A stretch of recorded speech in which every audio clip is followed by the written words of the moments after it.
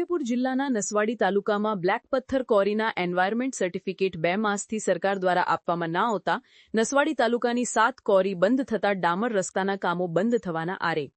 છોટાઉદેપુર જિલ્લાના નસવાડી તાલુકામાં ભાખા, ગઢબોરિયાદ તેમજ દમોલી ગામે બ્લેક પથ્થરની કોરી આવેલી છે. આ કોરીમાં એન્વાયરમેન્ટ સર્ટિફિકેટ સરકાર ના આપતા હાલ 2 માસથી કોરીઓની રોયલ્ટી નીકળવાનું બંધ થઈ ગયું છે. ત્યારે છોટાઉદેપુર જિલ્લામાં ડામર રસ્તાના કામોમાં મેટલ, કપચી અને ડસ્ટ ગ્રીટ વાપરવામાં આવે છે. તે મટીરીયલ નસવાડીની કોરીઓ તમામ કોન્ટ્રાક્ટરોને પૂરા પાડે છે. આ કોરી બંધ થતાં છોટાઉદેપુર જિલ્લા પંચાયત માર્ગ મકાન વિભાગ અને સ્ટેટ આરએનબી વિભાગ તેમજ તાલુકા પંચાયત દ્વારા ગ્રામ પંચાયતો પાસે કરાવવામાં આવતા નાના કામોમાં પણ કપચીનો વપરાશ થતો હોય છે. તે કામો પણ બંધ થઈ ગયા છે. હાલ છોટાઉદેપુર જિલ્લામાં 200 કરોડથી વધુના કામો દશેરાના પર્વથી શરૂ થવાના હતા, પરંતુ કોન્ટ્રાક્ટરોને કોરી, મટીરીયલ ડામર રસ્તા બનાવવા માટે ન મળતા હાલ તો તમામ ડામર પ્લાન્ટને તાળા વાગી જાય તેવી પરિસ્થિતિ ઊભી થઈ છે. ત્યારે બીજી તરફ ગ્રામ પંચાયતોના સરપંચો નાના કામો કરે છે. તેઓને કપચી ન મળતા ગ્રામ પંચાયતના કામો પણ બંધ થવાના આરે છે. એક તરફ સરકાર રસ્તા બનાવવા માટે અને વિકાસના કામો ઝડપથી પૂરા કરવા માટે ફરમાન કરે છે, પરંતુ બીજી તરફ તેઓના જ વિભાગના અધિકારીઓના વાંકે કોરી માલિકો હેરાન પરેશાન થયા છે.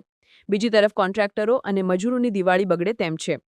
200 કરોડના કામો થંભી જતા આની અસર બજારોમાં પડી રહી છે અને વેપાર ધંધા કરતા અન્ય બજારોના વેપારીઓને પણ મજૂરી કામ ન ચાલતા ધંધામાં અસર પડી રહી છે.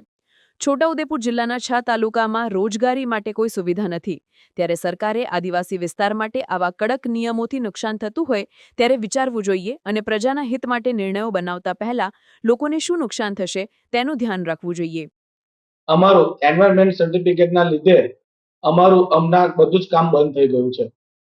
સરકારે જે એન્વાયરમેન્ટ સર્ટિફિકેટ અમને આપવું જોઈએ તે અમને આપ્યું નથી. એના લીધે અમારું ખાણમાંથી પથ્થર આવતો બંધ થઈ ગયો છે. અમે માલ વેચી શકતા નથી અને અમારી રોયલ્ટી પણ બંધ કરવામાં આવી છે. જે છોટાઉદેપુર જિલ્લામાં નસવાડી તાલુકો એક માત્ર એવો છે કે એમાં 7 બ્લેક ટેપ કોરી આવેલી છે.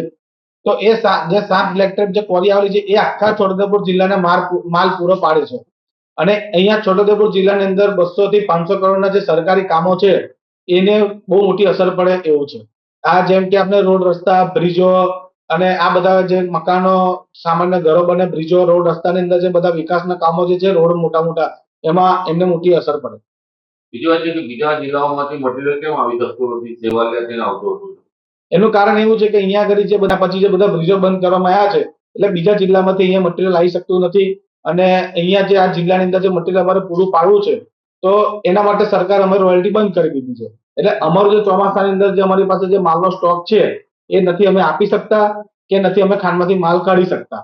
એટલે એના લીધે આ માલ અમે ખાંડમાંથી કાઢી નથી શકતા. એના માટે અમારા જે બધા મજૂરો છે એનો બી બેરોજગારનો સવાલ છે, અમે ટ્રાન્સપોર્ટેશનનો બી સવાલ છે. તો આગળ દિવાળી આવે છે તો દિવાળીમાં આ લોકોને રોજગાર અમારે કેવી રીતે પૂરો પાડવો એ અમારા માટે બહુ મુશ્કેલીની વાત છે. 500 થી 1000 માણસોનું તો બેકારી દિવાળી આગળ લોકોની બગડે એવું જ છે.